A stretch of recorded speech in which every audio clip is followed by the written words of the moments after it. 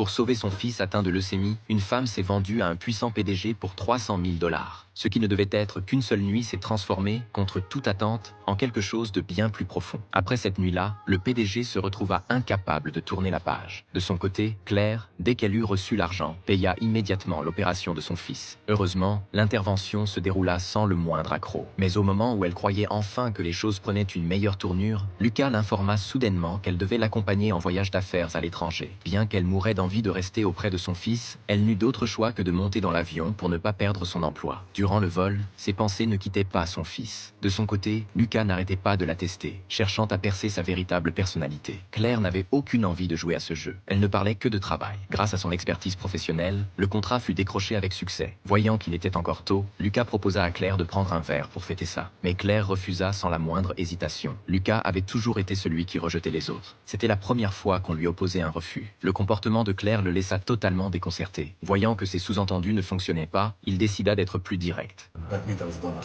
شو؟ ليلة تانية معي.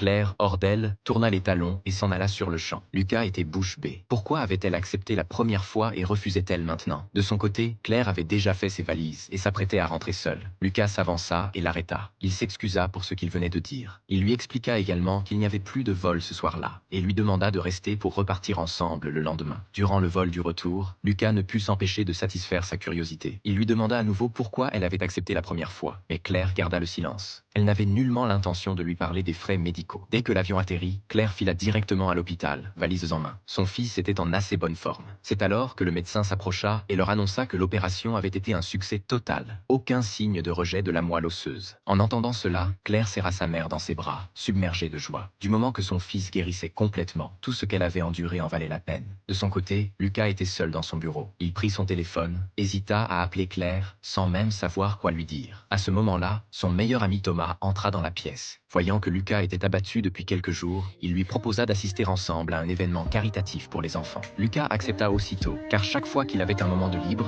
ses pensées revenaient invariablement vers Claire. Ce qu'il n'avait pas prévu, c'est que l'événement se tiendrait dans l'hôpital de Claire. Lucas et les autres arrivèrent bientôt à l'hôpital. Le directeur marchait à leur côté, leur exposant différents faits sur la leucémie. Il mentionna également un cas récent. Un jeune garçon avait été diagnostiqué avec cette maladie. Il venait d'une famille monoparentale, et sa mère n'avait pas les moyens de payer la coûteuse opération. Mais au tout dernier moment, elle avait réussi, d'une façon ou d'une autre, à réunir les 300 000 dollars qui lui sauvèrent la vie. En suivant la direction indiquée, Lucas tourna les yeux. Et là, il vit la femme qu'il n'arrivait pas à chasser de son esprit. À cet instant, il comprit enfin tout.